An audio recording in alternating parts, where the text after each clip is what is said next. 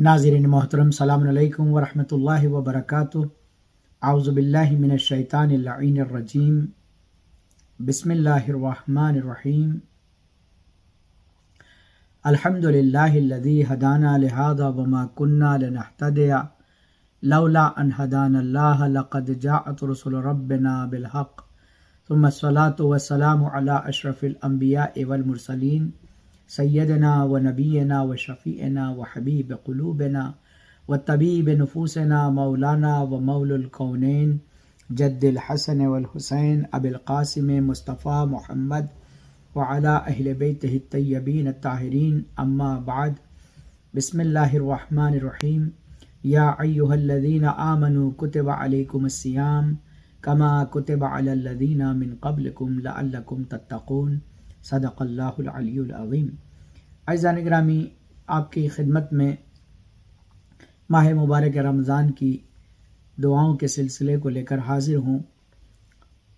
जैसा कि आपकी खिदमत में अर्ज़ किया कि रमज़ानुल मुबारक में हमें अल्लाह से क्या मांगना चाहिए, अगर इसका मोतबर ज़रिया तलाश करना है तो माह मुबारक रमज़ान की हर रोज़ की दुआ में जो अइम्मा अलैहिमुस्सलाम ने परवरदिगार आलम से बातें तलब की हैं, जो चीज़ें तलब की हैं, वही हमें मांगना चाहिए। आपकी खिदमत में अर्ज़ कर चुका हूँ कि एहसान, गुज़श्ता गुफ्तगू हमारी एहसान पर थी कि खुदाया मुझे नेकियां करने की तौफीक इनायत फरमा, नेकी को मेरे लिए पसंदीदा करार दे दे।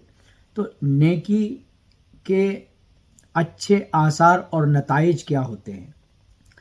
अइम्मा ताहिरीन अलैहिस्सलाम की रिवायत के मुताबिक सबसे पहला जो नतीजा नेकी के बदले में हमें मिलता है, जो आसार हमारी ज़िंदगी पर मुतरत्तिब होते हैं, उनमें सबसे पहली बात है लुत्फ़ इलाही। अल्लाह का लुत्फ़ नेकी करने वालों पर ख़ास हो जाता है। जो भी नेकी और एहसान करता है उसकी ज़िंदगी में अल्लाह का ख़ास लुत्फ़ और करम होता है। चनांचे परवरदिगार आलम कुरान मजीद में भी इरशाद फरमाता है कि व इन्नल्लाह लमअल मुहसिनीन, बेशक अल्लाह हमेशा नेकी करने वालों के साथ है। दूसरा, मोहब्बत इलाही। नेकी करने वाला मोहब्बत इलाही का मिज़दाक़ बन जाता है। जो भी नेकी और एहसान करता है खुदा उससे मोहब्बत करता है। चनांचे इरशाद इलाही है इन्नल्लाह युहिब्बुल मुहसिनीन, अल्लाह नेकी करने वालों से मोहब्बत करता है। बेशक अल्लाह नेकी करने वालों से को दोस्त रखता है, मोहब्बत करता है। तीसरा, दुनिया और आखिरत की भलाई उसको मिलती है।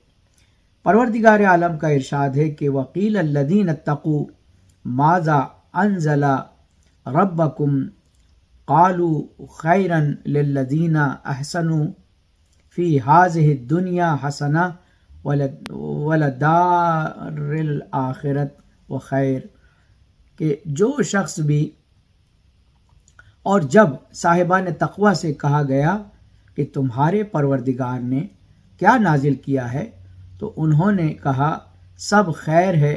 बेशक जिन लोगों ने इस दुनिया में नेकियां की हैं उनके लिए दुनिया में भी नेकी और आखिरत में का घर भी बहरहाल बेहतर है। चौथा, जो नेकी के नतीजे में इंसान को हासिल होता है वो सुकून और इत्मीनान है। खुदावंद करीम इरशाद फरमाता है अल्लज़ीना युनफ़िक़ूना अमवालहुम बिल्लैल वन्नहार सर्रन व अलानियतन फलहुम सिर्रन व अलानियतन फलहुम अजरुहुम इंदा रब्बिहिम वला खौफुन अलैहिम वलहुम यहज़नून। जो लोग अपने अमवाल को राह खुदा में रात में और दिन में खामोशी से और अलनिय तौर पर खर्च करते हैं, उनके लिए परवरदिगार के नज़दीक अजर भी है और उन्हें ना कोई खौफ होगा और ना कोई गम होगा। यह आय करीमा इब्न अब्बास की रिवायत के मुताबिक मौलाए कायनात हज़रत अली अलैहिस्सलातु वस्सलाम की शान में نازل ہوئی ہے۔ آپ کے پاس 4 درہم تھے اور آپ نے اس کو ایک ایک کر کے مختلف اوقات میں راہ خدا میں خرچ کر دیا، تب اس وقت یہ آیت نازل ہوئی تھی۔ 5واں نتیجہ اور آثار جو نیکی کا ہے وہ ہے رفعت اور بلندی۔ حضرت علی علیہ الصلوۃ والسلام کا ارشاد ہے کہ مع الاحسان تکون الرفعہ، بلندی اور رفعت نیکی اور احسان کے ساتھ جڑی ہوئی ہے، یعنی جو کوئی نیکی کرے گا وہ بلندی پر پہنچے گا، رفعت پر پہنچے گا۔ 6، حسن عاقبت، یعنی عاقبت بخیر، اس کا اینڈ اچھا ہوگا، اس کا آخر اچھا ہوگا، اس کا نتیجہ اچھا ہوگا۔ مولا کائنات حضرت علی علیہ الصلوۃ والسلام کا ارشاد گرامی ہے، من احسن الی الناس حسنت عواقب، جو بھی لوگوں کے ساتھ نیک برتاؤ کرے گا وہ عاقبت بخیر ہوگا، اس کی آخرت بخیر ہوگی۔ ان کے علاوہ نیکی اور احسان کے اور بھی نتائج اور آثار ہیں جن کا ذکر مختلف حدیث میں آیا ہے۔ اور دعا کا دوسرا فقرہ تھا وَكَرَّحَ إِلَى فِيهِ الْفُسُوقِ وَالْإِسْيَانِ، فسق یعنی حق کے دائرے سے خارج ہو جانا۔ لغت کی کتابوں میں فسق کے معنی خروج الشیء عن شیء علی وجہ الفساد، ایک چیز کا ایک چیز سے باہر ہو جانا اس چیز کے فاسد ہونے کی بنا پر۔ شریعت کی اصطلاح میں بھی فسق کے معنی اسی سے لیے گئے ہیں، یعنی بندے کا شریعت کے حدود سے خارج ہو جانا، اس کو فسق کہتے ہیں، اور وہ خروج گناہ صغیرہ کے ذریعے ہو یا گناہ کبیرہ کے ذریعے ہو، کفر و نفاق کے ذریعے ہو۔ بطور خلاصہ ہر وہ گناہ جو انسان کو جہنم کی طرف لے جائے، اس کو اور اس کے دل کو تاریک کر دے، اور وہ فسق اور عصیان کہلاتا ہے۔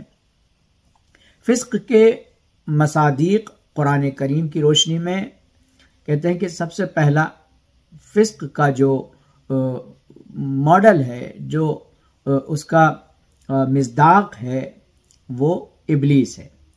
کان من الجن ففسق عن امر ربہ، ابلیس جنات میں سے تھا، بس اس نے اپنے پروردگار کے حکم سے سرتابی کی، سرپیچی کی۔ اللہ نے ملائکہ سے کہا کہ آدم کا سجدہ کرو، تب سب نے سجدہ کیا الا ابلیسا، سوائے ابلیس کے۔ تو سجدہ نہ کرنا، آدم کا سجدہ نہیں کرنا، آدم کا انکار نہیں تھا بلکہ حکم خدا کا انکار تھا۔ دوسرا، غیر شرعی ذبیحہ کھانا۔ شرک کا جو فسق کا جو مصداق ہے، وَلَا تَأْكُلُوا مِمَّا لَمْ يَذْكُرْ اسْمَ اللَّهِ عَلَيْهِ وَإِنَّهُ لَفِسْقٌ، اور جس پر اللہ کا نام نہ لیا گیا ہو اسے نہ کھاؤ، چونکہ یہ فسق ہے۔ ذبح کے شرائط میں سے ایک شرط یہ ہے کہ ذبح کے وقت ذبح کرنے والا اللہ کا نام لے۔ اگر کسی نے اللہ کا نام لیے بغیر ذبح کر دیا تو اس ذبیحے کا کھانا حرام ہے اور یہ فسق میں شامل ہوتا ہے۔ تیسرا، حج میں سے حج کے جو مقررات ہیں، جو شرائط ہیں، ان دستور العمل سے سرپیچی کرنا بھی فسق کہلاتا ہے۔ ولا رفث ولا فسوق ولا جدال فی الحج، حج میں جماع اور طاعت خدا سے خروج اور جھگڑا منع کیا گیا ہے۔ تفسیری روایات میں ہے کہ مذکورہ آیت میں رفث یعنی جماع، فسق یعنی جھوٹ کے ہیں۔ چوتھا، مومن کے نام کو برائی کے ساتھ یاد کرنا۔ انسان کو اپنے اس کے پرانے اس کی عادتوں کے اعتبار سے یا اس کے جسمانی خد و خال کے اعتبار سے کسی کو پکارنا یہ بھی فسق کے بئس الاسم الفسوق بعد الایمان، ایمان لانے کے بعد اپنے برادر ایمانی کو اس کے بری عادتوں یا برے ناموں سے پکارنا، یاد کرنا، یہ کہتے ہیں کہ مذکورہ آیت میں اہل ایمان سے خطاب ہے کہ ایک دوسرے کو برے القاب سے نہ پکاریں اور ایمان لانے کے بعد ایک دوسرے کو بری نسبتوں سے یاد نہ کریں، کیونکہ یہ فسق ہے۔ تفسیر المیزان میں ذکر ہوا ہے کہ مذکورہ آیت میں اسم سے مراد ذکر یعنی یاد کرنا، کسی کو برے ناموں سے یاد نہ کرو، اس کی بری عادتوں سے یاد نہ کرو۔ پانچواں، پاک دامن عورتوں پر زنا کی تہمت لگانا، اس کو بھی فسق، اور جو لوگ پاک دامن عورتوں پر زنا کی تہمت لگاتے ہیں اور اپنے دعوے پر 4 گواہ بھی نہیں لاتے ہیں تو انہیں 80 کوڑے لگاؤ اور پھر کبھی ان کی گواہی قبول نہ کرنا، اور یہ لوگ فاسق ہیں، یہ قرآن ان کے سلسلے میں کہتا ہے۔ ان کے علاوہ قرآن کریم میں فسق کے اور بھی مصادیق ہیں، احادیث معصومین میں بھی کئی ایک فسق کے مصداق بیان کیے گئے۔ فسق اور عصیان میں کیا فرق ہے؟ کہتے ہیں کہ فسق اور عصیان دونوں ہی گناہ ہوتے ہیں، ہر فسق جو ہے دونوں گناہ ہوتا ہے اور ہر معصیت گناہ ہوتی ہے۔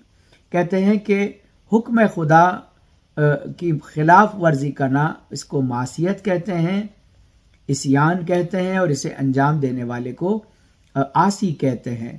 تو خدا کے حکم کو انکار کرنے والا، اس کی مخالفت کرنے والا گناہگار کہلاتا ہے، اور بار بار گناہ کرنے والا فاسق کہلاتا ہے۔ یہ کہا جا سکتا ہے کہ فاسق عاصی سے بڑا معاملہ ہے، اگر کوئی ایک بار گناہ کر دے تو اس کو عاصی کہتے ہیں، معصیت کرنے والا، لیکن وہ گناہ کو بار بار دہرائے تو اسے فاسق کہتے ہیں۔ تو عزیزان گرامی، اس کے علاوہ وحرم علیہ فیہ السخط والنیران، عربی میں سخط اس شدید غضب کو کہتے ہیں جو عذاب اور عقوبت کا سبب بنتا ہے، اور یہ رضا الہی کی ضد ہے۔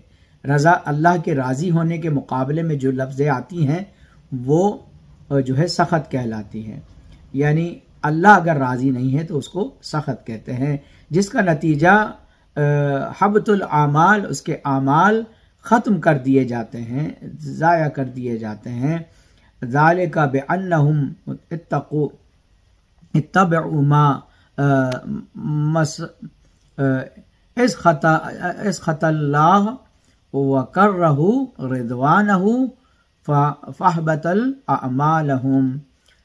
اس کے سلسلے میں آیا ہے کہ یہ اس لیے ہے کہ انہوں نے ان باتوں کا اتباع کیا جو خدا کو ناراض کرنے والی ہوتی ہیں، اور اس کی مرضی کو ناپسند کیا، جو خدا راضی تھا جس چیز سے اس کو ناپسند کیا، تو خدا نے ان کے اعمال کو برباد کر دیا، اور جو ہے وہ سخط کہلائے، یعنی سخط الہی سے مربوط گفتگو۔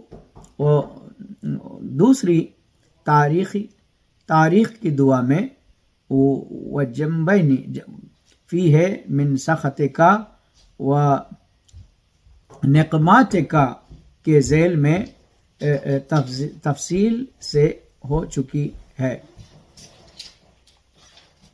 نیران سے مراد دوزخ کی آگ ہے، جس میں خدا کی نافرمان بندے کو قیامت کے دن ڈالا جائے گا۔ کوئی بھی عذاب آتش دوزخ سے زیادہ سخت نہیں ہے۔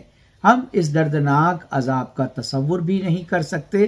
جب ہم دنیا کی معمولی سختیوں کے مقابلے میں کمزور نظر آتے ہیں تو پھر آخرت کی سختیوں کو کس طرح سے ہم برداشت کر سکتے ہیں؟ لہذا کہتے ہیں کہ اے پروردگار، تو جانتا ہے کہ میری کمزوری کو دنیا کی قلیل تکلیفوں کے مقابلے میں تو بھلا میں آخرت کی بلاؤں اور وہاں کے عذاب کو کیسے برداشت کر پاؤں گا۔ لہٰذا جو ہے پروردگار عالم ہم سب کو توفیق عنایت فرمائے کہ اس ماہ مبارک رمضان میں ہم نیکیوں کو بھی انجام دیں اور گناہوں سے بھی دور رہیں۔ امام زمانہ کے ظہور میں تعجیل فرما۔ والسلام علیکم ورحمۃ اللہ وبرکاتہ۔